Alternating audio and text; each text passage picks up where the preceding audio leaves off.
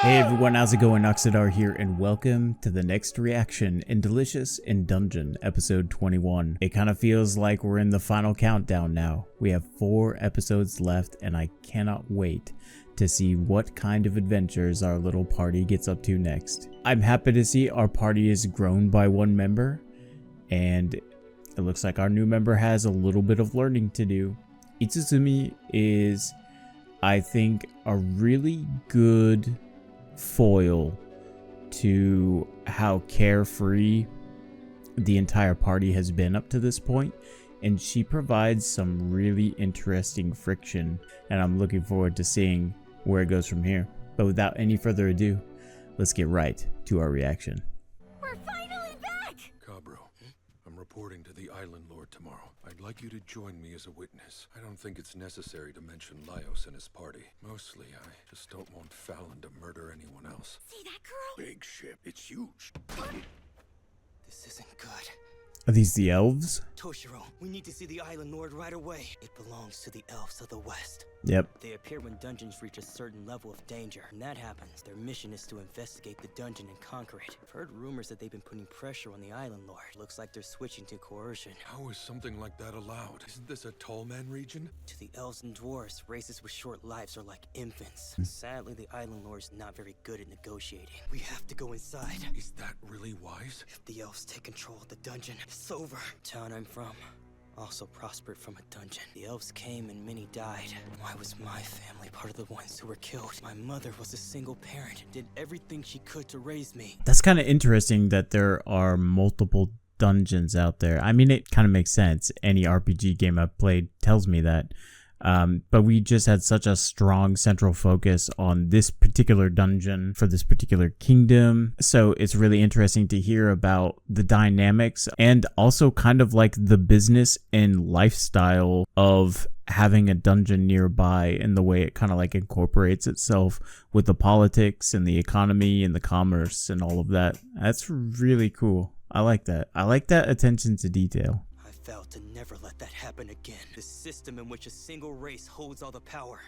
It isn't healthy for anyone. Forgive me, but I've come here to deliver a report to the Island Lord. Excuse me? As you can see, we're in the middle of something. It's a report about the situation in the dungeon. Please, hear me out. Stand your ground. Make it brief. Not too long ago, during our exploration, we encountered a human who turned into a monster. What? Damn it, a chimera. It's progressing faster than expected. See?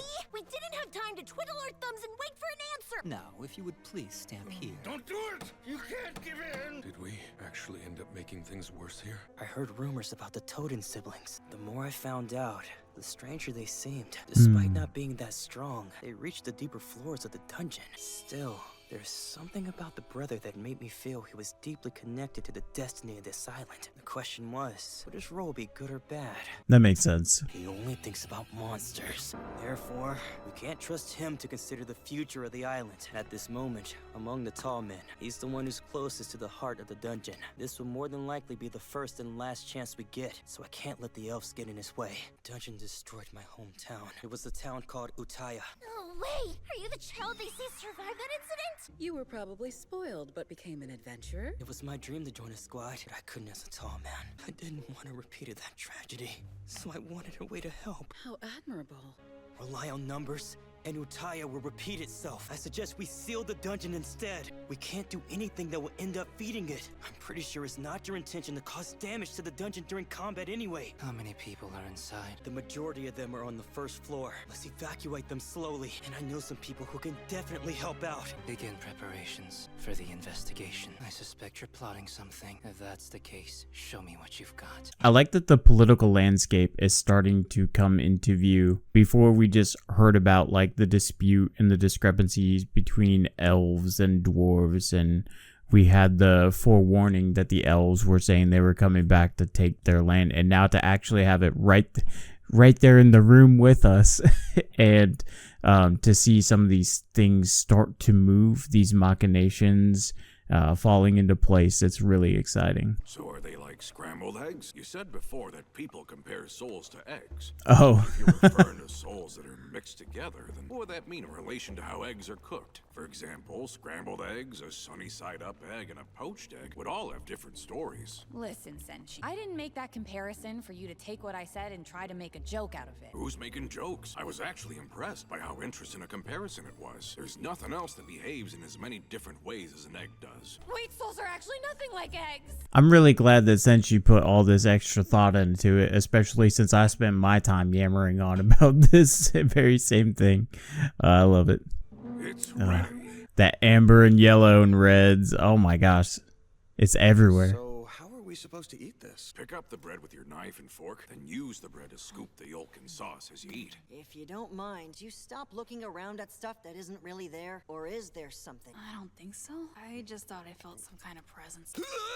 Does that mean this isn't a hallucination? Well, when I'd gotten mana sickness, remember when I mentioned I was seeing and hearing things? Never went away. What are you hallucinating? Day in and day out, something keeps trying to talk to me. At first, I couldn't tell what it was saying, but gradually its voice and shape started getting clearer. Pretty scary, so I've been pretending not to see it. So what did it say? Do you think it's evil? Possibly. Hello there! Can I help you with something? What's it saying now? It's mad at me because I thought it was an evil ghost. It's asking if we've forgotten that it saved us from the, mage. Right, how could I forget that whole thing? I guess it wants to introduce us to someone. We're ready to go whenever you are. I don't know what they thought right now, but no turning back. Wait, are they outside? Is Wait, what the heck? you? Are we? Out of the road, please! Is that a unicorn? Did you guys come from the outside? We came from the dungeon and... I can't believe it! Come with me! Like a kingdom still underground? It's because they're ordered not to hurt us, so we can coexist here. That's not going to be the case for outsiders, though. Izutsumi? Something wrong? Is that the Golden Castle? Sure is. And the ghosts that brought us to this place, are they actual residents too? Pretty much. The person you're about to meet has more info. If you're looking for the master, he went to the church. It's them. Those guys? Seems like everyone really wants to show you their hospitality. What should we take them around to see first? The village isn't that special. They're all residents of the Golden Castle. Yeah, but I don't see any old folk. Honestly, I'd like to see where the monsters are being raised. I'll just wait for them to get back. Can't leave Izutsumi alone anyway. Why are you raising monsters? Because normal livestock was hard to get a hold of. That makes sense. You're in a dungeon. It's mostly an appearance, but we try to mimic surface life. Really? Izutsumi, are you okay? At least she doesn't seem sick, I guess. They're dresses we made by hand. We've gotten so bored of modeling them ourselves. We need the fresh face of an outsider to do it. What? Somehow this is different than what I expected. Guess this is what happens when you've been isolated for 1,000 years. Yeah, I'm not gonna lie, that looks like some cosmetic armor that you would pay like $20 for in an MMO. Doesn't do anything for your stats. It's just literally to advertise that you spent $20 real. People are like, I don't know. That's what it kind of reminds me of. I'm pretty picky about my alcohol, but this isn't bad at all. Oh, what about wine? Do you make that? Well, I do, but it's much newer than making ale. Been doing that 400 years now, so making the switch has been tricky. Come again? I was gonna say, this has to be too good to be true. There's definitely a mystery going on here. I mean, there's a reason why that ghost wanted to bring them in for some reason or other. I don't know if it's as easy as it seems. We'll find out. I'd love to be wrong. It'd be a nice reprieve from, you know, constantly having our monster of the week. Chilchuk, guess what? They let me milk a minotaur! Good for you. Keep that to yourself next time. True. They completely succeeded in cultivating monsters and made it an art! I'm not feeling so good. By the way, where did the other two go? We're over here. Oh, that looks good. What in the hell are you wearing? Playing dress up, huh? Don't misunderstand! I was asked to wear this, I swear! This was the tamest one I tried on. You, Yeah? Laios? you have any clue why she stuck to you like that? It's like she switched brains with a child or something. Aww. Lots of barriers have been cast here in many different layers, and it seems like it's affecting Izutsumi in some way. It's because she's half monster, right? Yeah, but I've never seen a barrier make monsters non-aggressive before. I really wish I could decipher this. But I don't know most of these characters, and I don't have time to learn! Why the hell do these things have to be so hard to read and secretive? Anyway, this really is an amazing place. Under different circumstances, I wouldn't mind staying here forever. Same here. I'm sure that's part of the trap, or the allure, or the charm. I don't know. Whatever it is. Ah, welcome everyone. I've been wanting to meet you. I'm Yod. It's a pleasure. You already know of Delgal, yes? Well, he's my grandfather. You're wondering why I've called you here. This will take some time to explain. I'm kind of wondering if that ghost isn't actually Delgal, the one that the dragon and the Mad Mage is looking for. Whatever that spirit is, it's been watching them for a while. I'm pretty sure of that. Does everyone in the village routinely eat monsters too? There are some who do, although we don't really need to consume food. Our sense of taste has completely dulled. Aside from that, we have no real appetite to speak of, such as the curse of immortality. Immortality. When I grew old enough to know what was happening, Mage was already in a state where communicating with him was difficult. That's something I hadn't really considered, that maybe immortality would strip all of the joy of eating because you don't need it. Like we eat for sustenance, for the nutrients to survive. But if you just move on in perpetuity, like without the need for it, would that, I don't know. Wow. I'd never really considered that per se.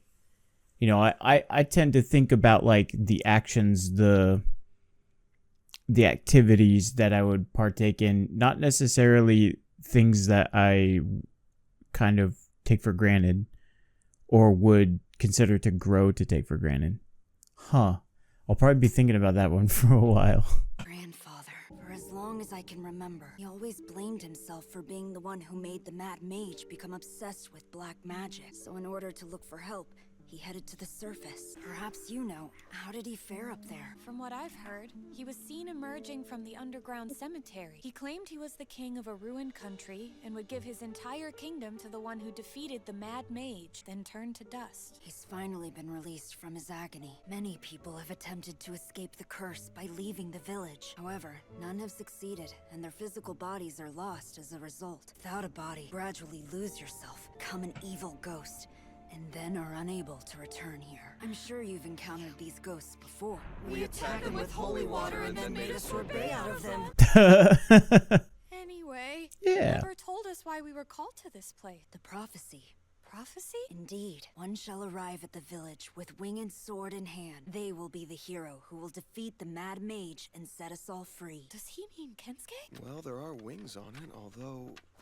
Wait! This lion face wasn't on here before! The winged lion is our guardian deity. He was imprisoned at the very bottom of the dungeon by the Mad Mage. However, the lion still guides us by telling us prophecies by way of our dreams. And those prophecies are why my grandfather left for the surface. Sir Laios, there is more to the prophecy. With the winged sword in their hand, the hero will defeat the Mad Mage and thus rise as the country's new king. Wait! You can't be serious! He just picked up that sword by complete accident! It was no accident. The fact the sword is in this room with us means it was something preordained. Can you please promise me something? Promise me you'll defeat the Mad Mage and free everyone in this village. Jeez, Chilchuck, calm down. Can you please let me think about it? Gotta turn him down. Why bother giving them hope like that? Because I can't flat out refuse. Kensuke, when'd you even get like this? Huh, buddy? I mean, if you think about it, their objectives align because they're going to attempt to try to take out the Mad Mage anyways.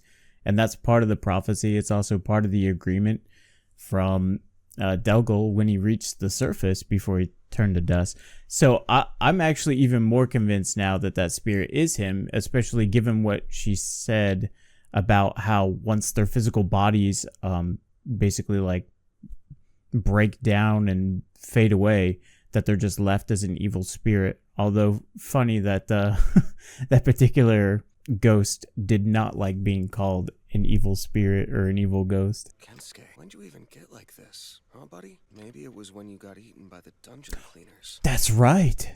I was actually so nervous during all that, I couldn't really taste any of the food they made for us. You've got some nerve, you know that? Specifically requested by the party, huh? It really didn't have that much flavor to begin with. I just realized something. People in this village, they don't really need to tend fields and use dishware, so why bother keeping them around? What was the point in wasting all that energy to continue maintaining them for the last 1,000 years or so? I reckon it's because they actually do need those things. It helps them keep their sanity. Gives them a reason to live. When we were with the Orc Chief on the 3rd floor, I still remember exactly what you told him. What did I say again? Make sure you take the night to think about it. His hands were so cold. Man, I love seeing how this story is building up the role that Laios is playing in it. You know, not just a fascination with monsters, but now also, whether intending it or not, having this kind of like greater destiny thrust upon him. And this is where we are going to see what kind of a leader he is. Does he step into the role? Does he kind of fulfill it and bring peace to these people? Or is he totally non-ambitious? And this is kind of what Kabru was talking about. Is Kabru now wrong? And now we've got elves moving in at the same time. Like, I feel like there's definitely like some kind of like a gathering storm of sorts here. And it's going to be really cool to see how this plays out in the future. I'm looking forward to it. I hope you all enjoyed this reaction, and I will see you in the next one. This is Noxiddar out. We'll see ya.